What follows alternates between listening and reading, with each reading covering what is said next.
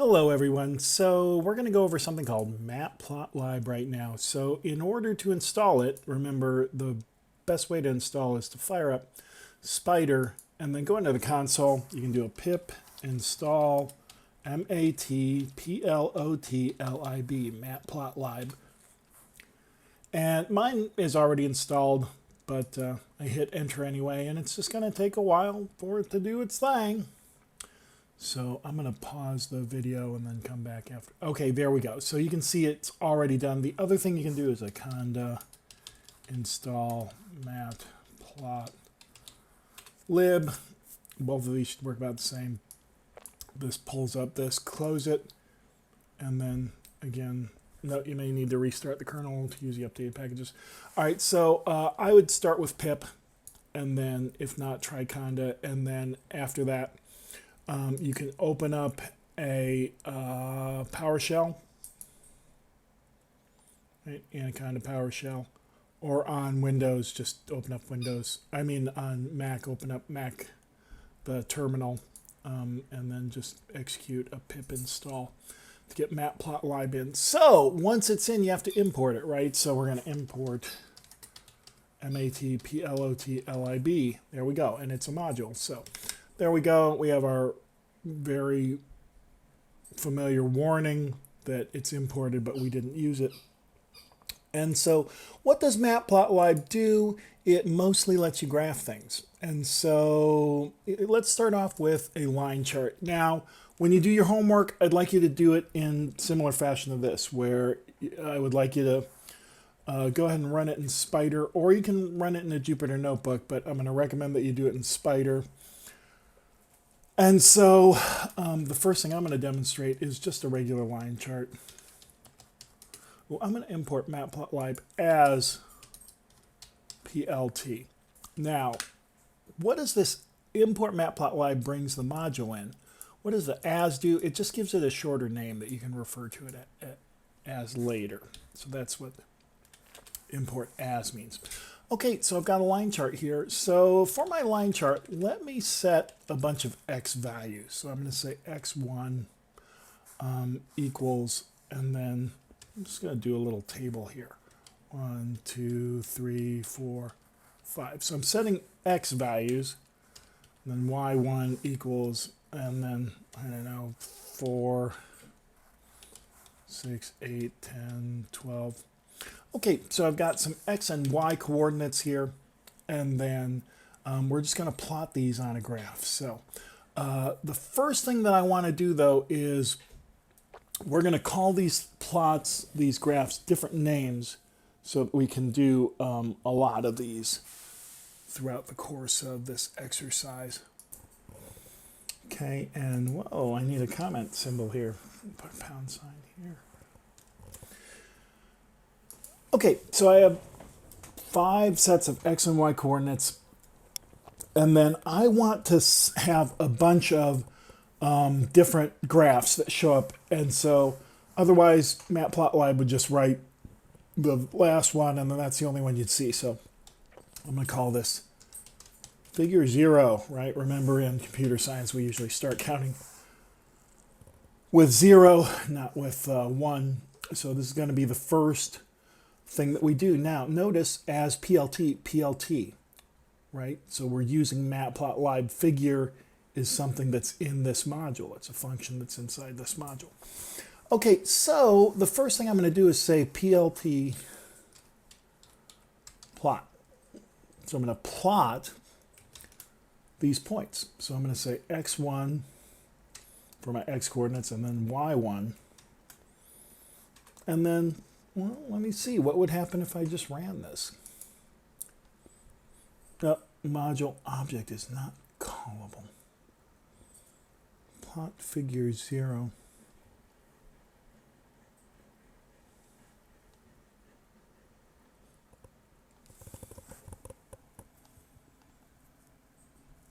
Really doesn't like that. Why wouldn't it like that? The module object is not callable. PLT figure 0. Interesting. Something's Okay, so let me throw in a little curveball here. We're going to import matplotlib.pyplot. There we go. And that is a type of graphing software for Python. All right, so that should fix that. Let's see what happens. All right, so it drew it here. And there we go. Okay, now some of you, if you look up here, you'll see plots as one of the things here. I just broke mine out, so let me dock this. See how it says plots here, right? So usually this is the default. We have said throughout the class that we want to have the variable explorer selected, and then plots, so you can actually see what the graph is. So it just took our pairs here, x and then 4. X is 1 and y is 4. So we did 1 and 4, and then 2 and 6, etc. So I just created XY pairs here, and it plotted it. All right, now let's say you've got this, but you want to be able to work with this outside here. You can undock it, and then when you undock it, creates kind of a freestanding window that creates these plots for you to look at. So these are just old ones that I've done. So there it is. So I can just look at these plots separately. I'll go ahead. I think I'm going to dock this probably for the sake of this video. So there is my plot. I plotted X and Y. What else can we do here? Well, one thing we can do is create a label for this line, right? So let's say, for instance, there's not just one thing we're doing. Maybe we're doing two things. So we'll say x2 equals, say 1, 2, 3, 4, 5, just like the other one. And y2 is equal to, this one we'll say it's, I don't know, 5, 5, 6, 4, 7. All right, so I've got one set of xy coordinates and another set of xy coordinates. Maybe this is like, how many fish sticks got sold?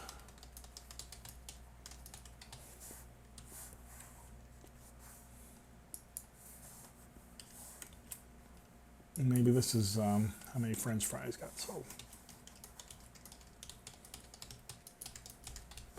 Okay, so we want to be able to tell those two lines apart, so we can put a label on it. Equals fish sticks. So that's something we can do. We can put a label on there, and then I want to plot the other line too. So x2 and y2, and this is going to be French fries, right? So here we go. Okay, and let's run it. What happens? There we go. So here is our fish sticks line, and here is our French fries line. So this would be maybe quantity, and this could be, I don't know, time, like how many hours since we started selling them. So, well, it would be nice to be able to label our x and y axes. So let's say we can do a label, plt.xlabel. And this is going to put a label on the x-axis. So we'll say time since start of shift, plt y label. This could be total units sold. All right, let's see what happens when we do this. There we go. See, so it put our x and y axis labels on there. Let's see, what am I forgetting here? Oh, we can put a title for the entire chart. So that would be plt.title. We'll call this, let's call it line chart. And then what I'm going to do is put a backslash and an N. This is a new line character. And then I'm going to put in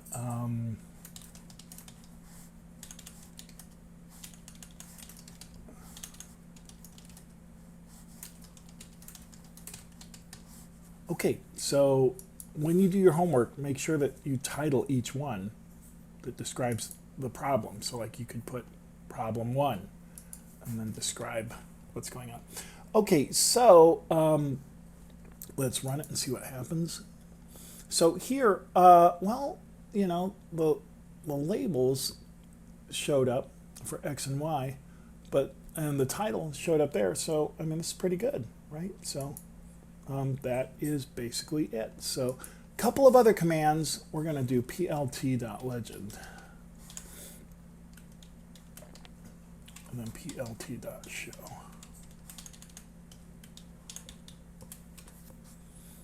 And let me run this, because even though we put labels on these things, they never showed up, right? So we don't know which one is fish sticks and which one's French fries. That's the legend. We have to make the legend show up, and then we're just going to show everything that was plotted. There we go. So now we know what fish sticks and French fries are, and we have everything. So when you do your homework, make sure it has all these components, that it has a legend if appropriate, X and Y access labels, and title, a meaningful title. So problem 1, fish stick problem, or something like that. Okay, so that is the first chart. So we're going to do multiple charts here. I hope you're doing this code along with me. The homework problems will obviously be based on these problems. Okay, so we'll say pound bar chart. Let's try a bar chart. How is that going to be different? All right, so I think we'll probably keep this pretty similar, except I'm going to change. I'll leave x1 the same and change x2. If you heard a squeak, that was my dog. He wants to play with his squeaky toys right now. All right, for 6, 8, and 10. All right, so, and here, let's just do the odd ones. 1, 3, 5, 5, 7, 9. So, actually, now let me copy this.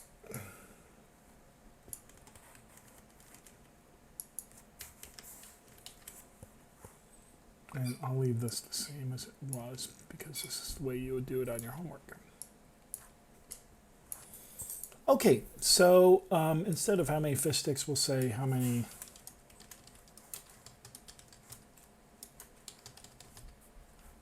We'll say that's how many cars were rented, and this will be how many trucks were rented.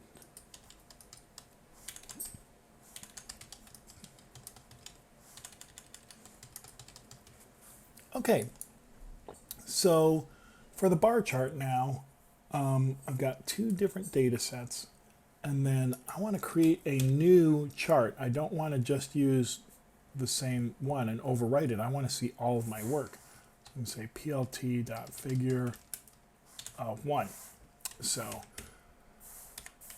there we go. And then I'm going to plot a bar, and then I'll use x2 and y2, and then let's give it a label. We'll say the label is equals trucks.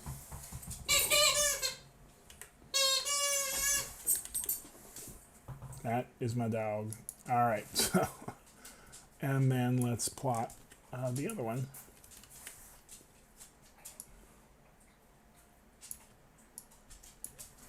And this is cars. Okay, so let's run this thing. And then, now, what just happened here? Well, it ran it again. It did our fish stick one, and then it did the next one here. So it gave these things different colors, but I really can't tell. I mean, you know, I think this one's trucks, right? So trucks would be 2 and then 5. Oh, now blue. See, so that's how confusing it is. All right, so let's put some labels on here.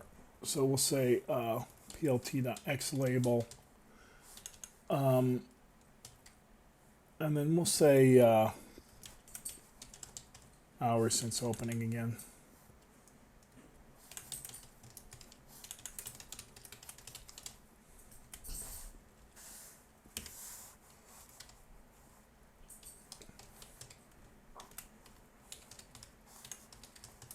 We could say vehicles rented out. Okay, so now we've got titles there.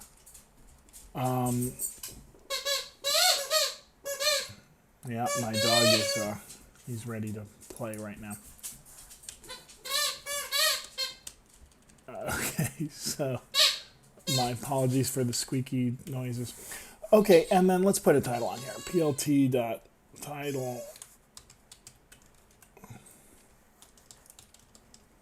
And this one's going to be a bar chart.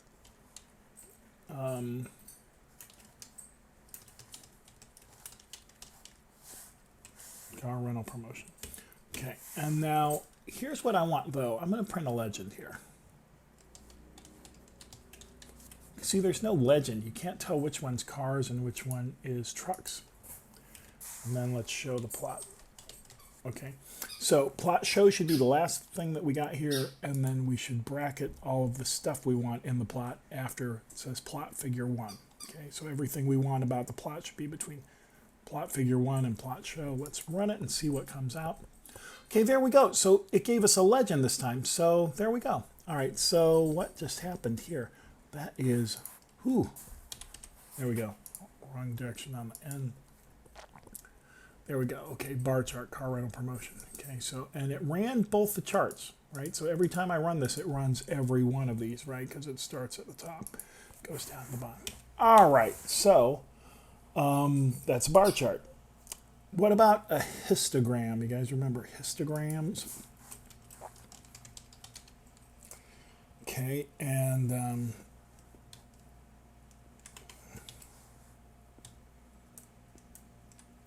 so a histogram is the one that tells you like how often something is occurring. With histograms, what you have is whatever you're measuring, and then you have bins that they go into. So I'm going to say, let's try like, the number of TVs in a house.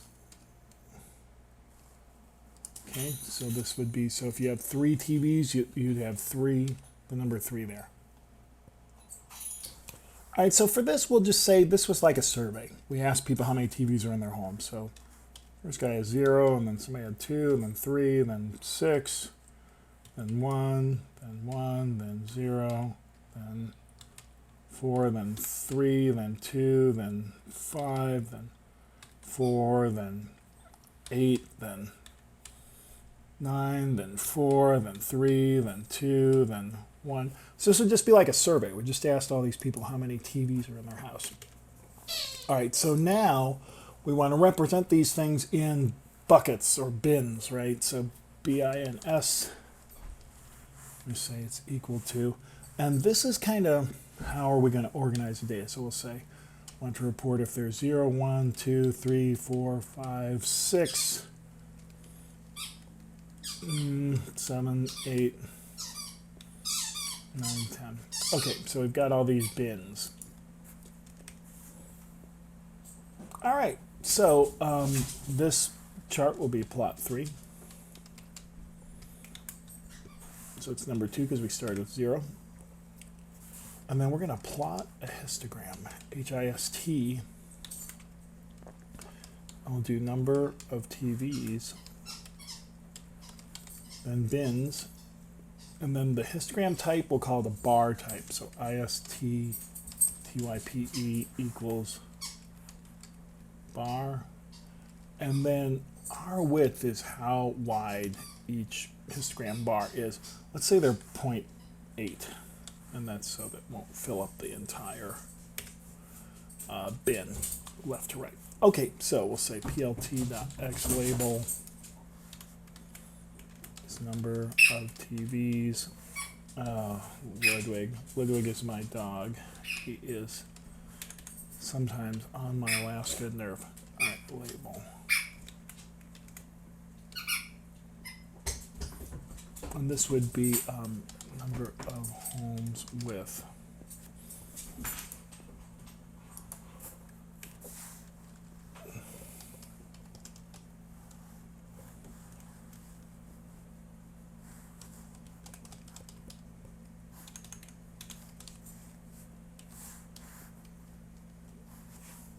No, want histogram.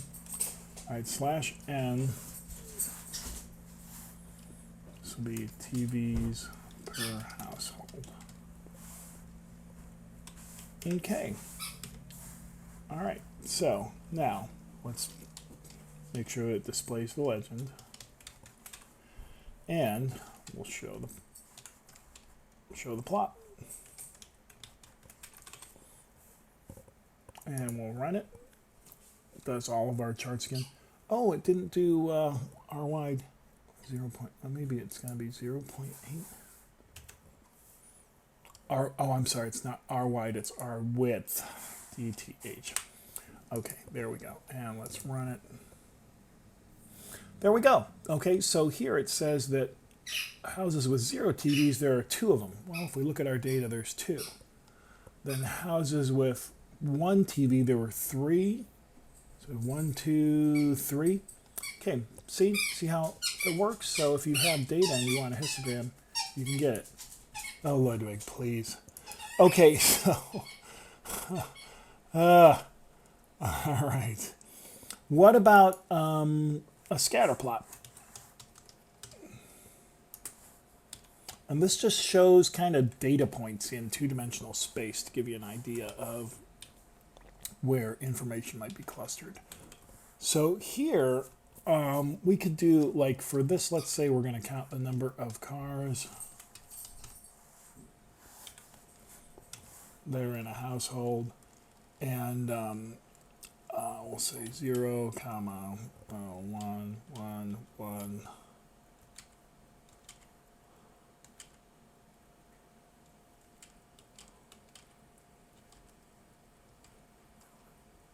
Okay, so I have 1, 2, 3, 4, 5, 6, 7, 8, 9, 10, 11, 12, 13 households. That's unlucky. 14 households. And then let's say we're seeing how many cars there are by their income. So we'll say income equals, and I don't know, the person with no cars, maybe he makes $25,000 a year. And we'll just progressively have people make more money.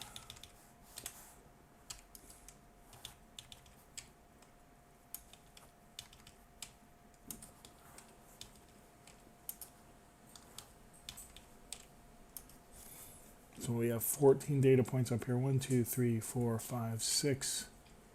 Whew. I wish I had made so many data points up there.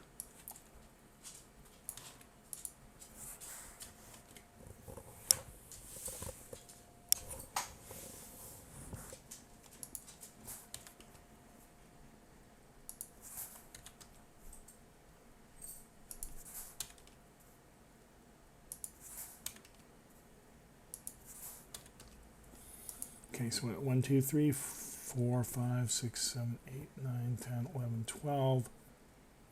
So I need 2 more.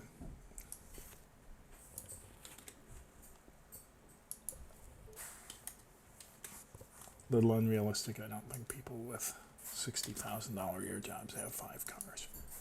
Maybe 5 imaginary cars or toy cars, something like that. Okay, so we have some data now, 14 different things with how many cars there are and how much income they have. So this is going to be the next plot, the 4th chart, so we'll call it 3.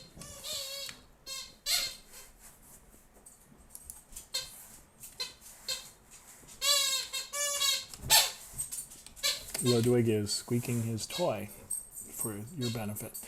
Okay, so here I'm going to say plt.scatter, and then give it the 2 items of data, number of cars, and then income.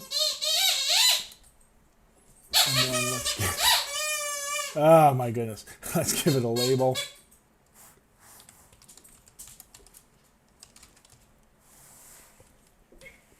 He did not want to play all day today, and now he just really wants to play. All right, let's see. Okay, so let's give the X and Y labels.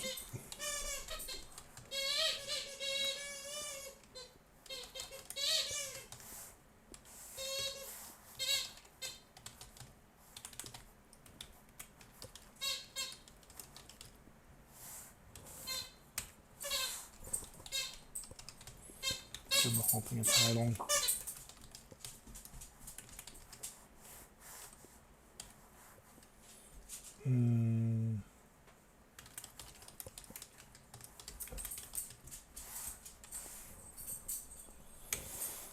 We'll print the legend.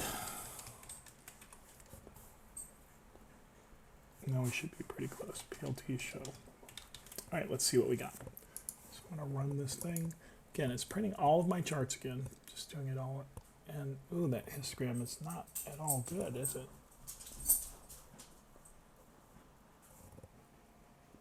Oh, that's my histogram. So something blew up. Ludwig. Ha. All right. So, my dog is on my brain. This plot figure. Ludwig, come on, man. All right, here we go. Let's run it. Whew. Okay, so here's our scatter plot. Cars by income, right? You can kind of fit a regression line here. Okay, so, whew. All right, so what about stacked bar charts or a stacked chart?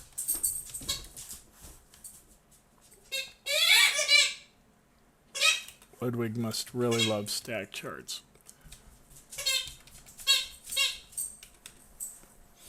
Okay, so here, let's say we're going to measure sales by days. So we'll say the day, we'll put this could be hours of the sale or something. So let's say sleeping bags. And this will be how many they sold during those hours. So in the first hour they sold 2. In the second hour they sold 2. Next hour they sold 3 and 3 and then 4. Okay. Oh, this dog. Okay, tense. Here we go. Sorry, my dog is just cracking me up.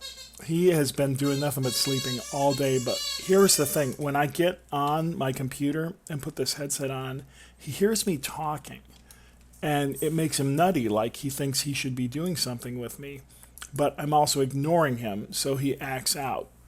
So he is always a pain when I'm on my computer and talking. All right, so backpacks. And this is just to get how many they sold per.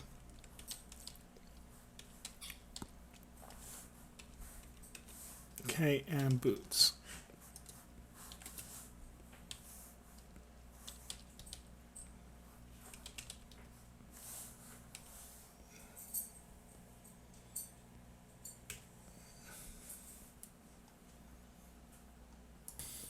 Okay, and I apologize if the squeaky toy noise is as distracting to you as it is to me. Okay, so I'm going to do another plot here.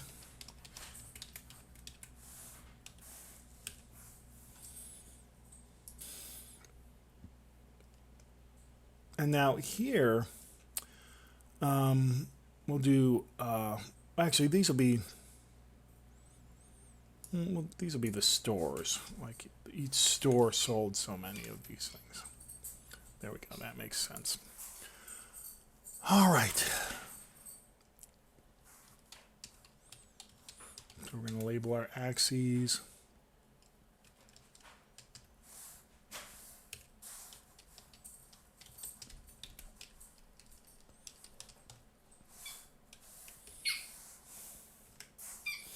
Okay, now here, there's one thing at the end.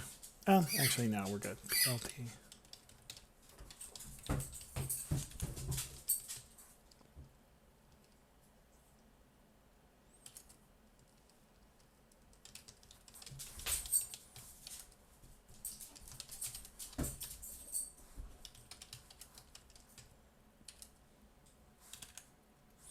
So what I did here was I just said, we're going to do this by store, and then we're going to show the data for sleeping bags, tents, backpacks, and boots.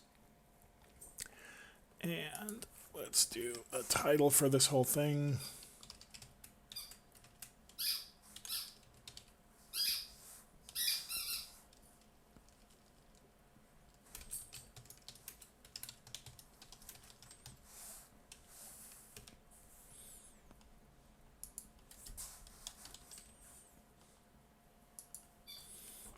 And we'll show our legend.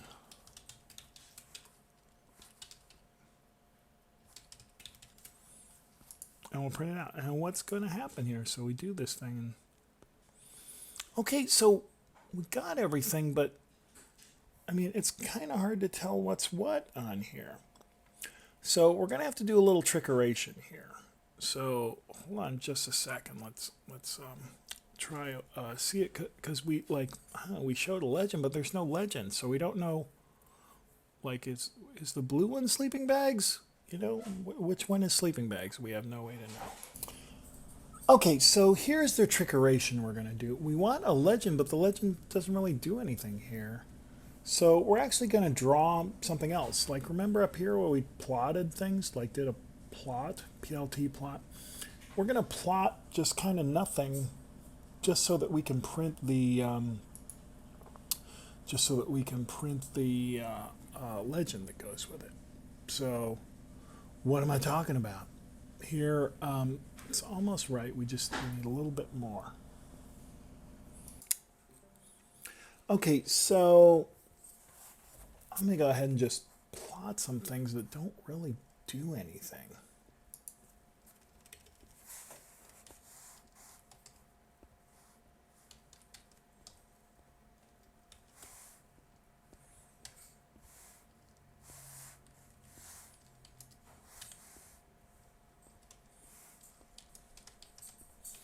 So I'm going to say color M, right? So M is like,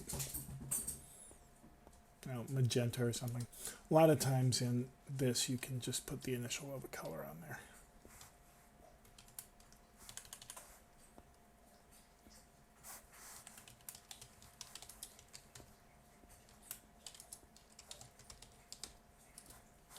I'm specifying a line width because otherwise it could be too small to see. Okay, what did it not like there? Plot, blah, blah, blah. Color equals M is what I need. That's what it is. Okay. All right, so if I do this, and then here,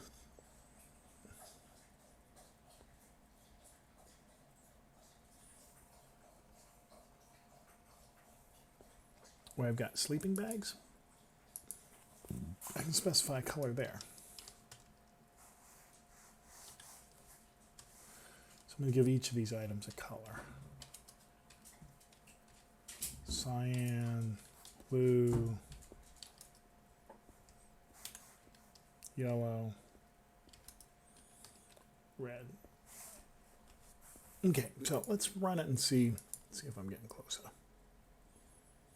Okay, so see, it says purple is the sleeping bags, right? Or magenta, right?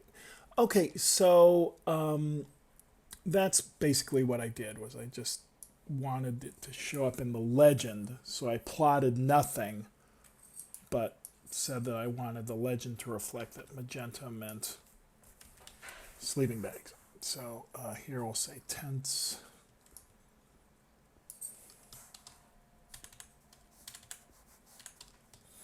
And tents are cyan. Now, line width here is how fat these lines are. So, like, let's say I did 10, just show you what it would look like.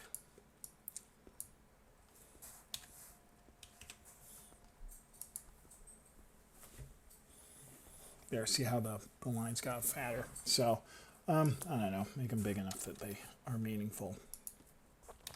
All right, so we've got that. Let's do 2 more here.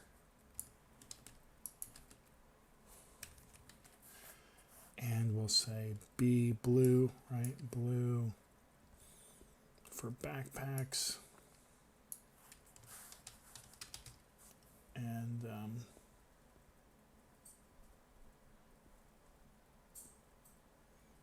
sleeping bags, tents, backpacks, boots.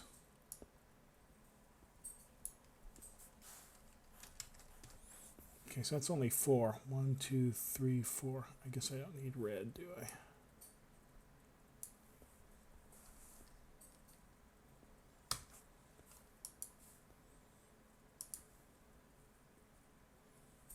There we go. So now we have a little bit of a legend. We just had to sort of trick the, ooh, tents and boots. Something's wrong. Cyan when it should be yeller. So we just sort of had to trick it. We had to create a plot that didn't plot anything, but would give us a legend where the colors corresponded to the things in there. Okay, so that's that one. Okay. Now let's talk about pie charts.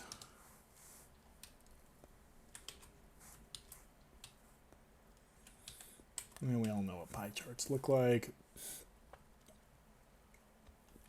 So here what I'm going to say is we've got some items that we sold here. Sleeping bags, tents, backpacks, boots.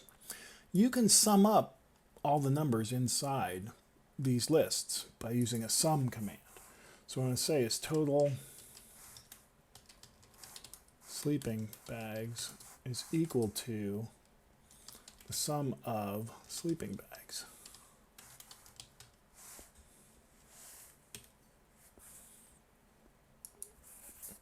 All right, and let's do this with the others. So the total tents is equal to the sum of tents.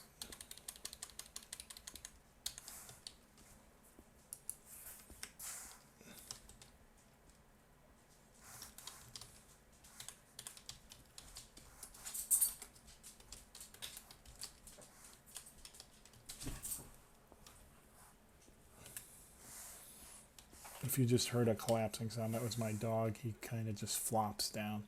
Okay, total books or boots is equal to the sum of boots.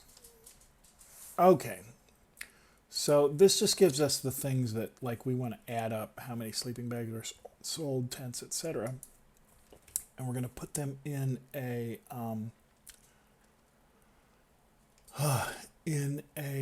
pie chart. So each little pie thing is called a slice. We'll call those slices. So I'm going to call slices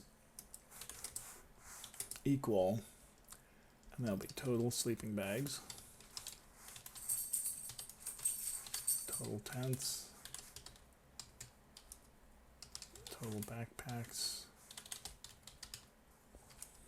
and total boots. Okay, and then the products here, we're going to say products, because these are just numbers, right? Because these are variables. But we're going to say products are equal to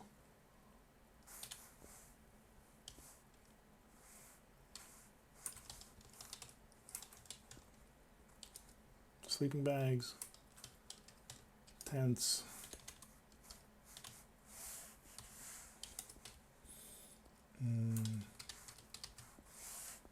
backpacks,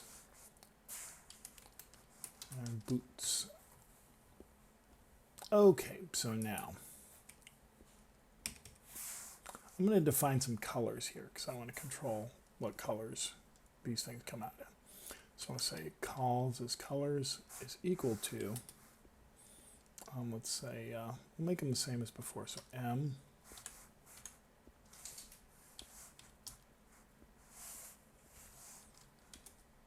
C, B for blue. This is, again, magenta, cyan, blue. If you have a color in mind, if you just put the initials, sometimes it works.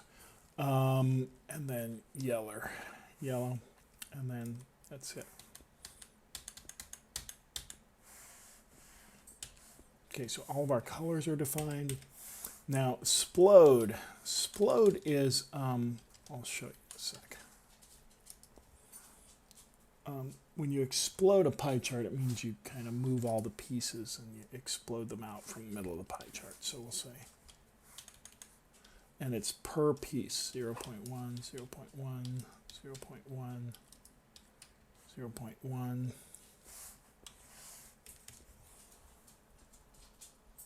I can hear my dog getting into something right now. I just don't know exactly what it is. He hears me talking and he just goes nuts, which makes my life really much harder. Okay, so PLT, so we're going to plot the pie chart and then we're going to plot the slices, right? So these are the things that we want to each have a slice in the pie. We're going to say labels are equal to the products. Colors are equal to the colors here that we defined. And then let's do just that and see how it goes.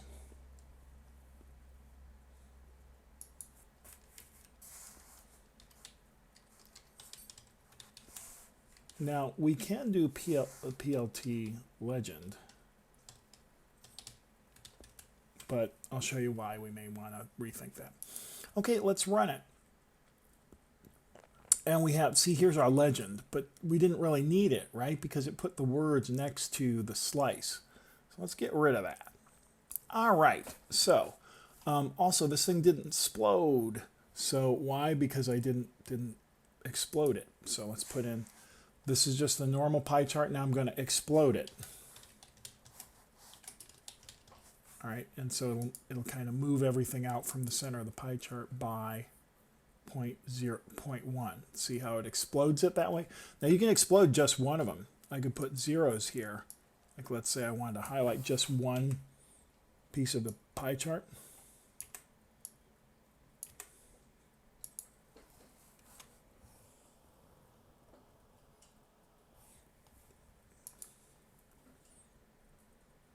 There, see how it only exploded one, right? So, so you can explode some, all. I kind of like to explode it out. I feel like it makes it easier to read. Okay, the other thing is you can give this thing a little bit of a shadow. So if you want a shadow, you do, to give it a little three-dimensional look. Shadow equals true. All right. And then that pretty much does it. That's about as prettified as I can get it.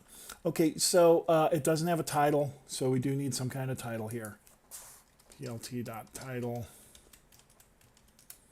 pie.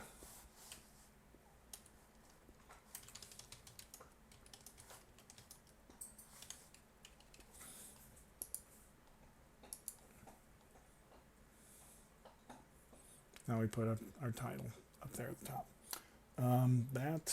That is it. So those are all of the different types of charts. Well, it's not. There's probably other ones. Those are the common ones for matplotlib. So work through these examples. I'm going to go ahead and release an exercise for you, probably tomorrow or the day after. That's going to be the last exercise. So after that, the only two things left are for you to do your project and to do the final exam, which is going to be a take-home coding exercise. Now, when some of you have not discussed a project with me, if you haven't, kind of the default that I would say everybody go to is look at number 2 in the suggested projects. We didn't get to cover a lot of the stuff that I thought we would. I was kind of surprised. There's just a big delta between our best coders and some folks who were not really probably, no offense, probably are never destined to be coders. So, and some of them were taking this as a senior level elective that they needed to graduate. So, failing them out or having them drop was really not an option. But, so there are other things you can do. Now, if you want to explore other areas of Python, I can point you in the direction to resources you can get to get you going. But it's going to take some self-study, and I'll be glad to help you. But this is going to be all the sort of the formal training that you'll get. So now with this stuff, we hard-coded a lot of this stuff in, but you can see like we can read things from a file, right? So we can, we have ways to handle all these things programmatically with big data sets, right? And so it's really a pretty cool little tool. So that's it. Make sure to hit office hours or class on the Collaborate session with any questions. And stand fast for an exercise. But in the meantime, make sure that you can do all of this. Make sure you can do all of this. Let me see if there was something. I feel like there's something I'm missing. No, that's sometimes you want, okay, one last thing. Sometimes you want to write the percent on a pie chart. So let me do one last thing. There's something called auto percent. And then here, this is just, you're just going to have to just type this in. It's not meaningful. It just is the codes that you use to get this to work. All right, and so what that is auto percent is auto PCT equal to, and then single quote, percent sign 1.1 F percent sign, and then single quote. So let me run that, show you what I'm talking about. And there, see how I put the percentages in there. Now, one thing you'll notice here is that the backpack, like, it's a dark number on a dark background. So we probably would change that. Instead of blue, I'd probably put something like orange. I'm just going to type the word in there because I'm crazy like that. And then let's see how it goes. So orange. There, much more legible. Okay, so again, hit the collaborate sessions with any questions, and that'll do it.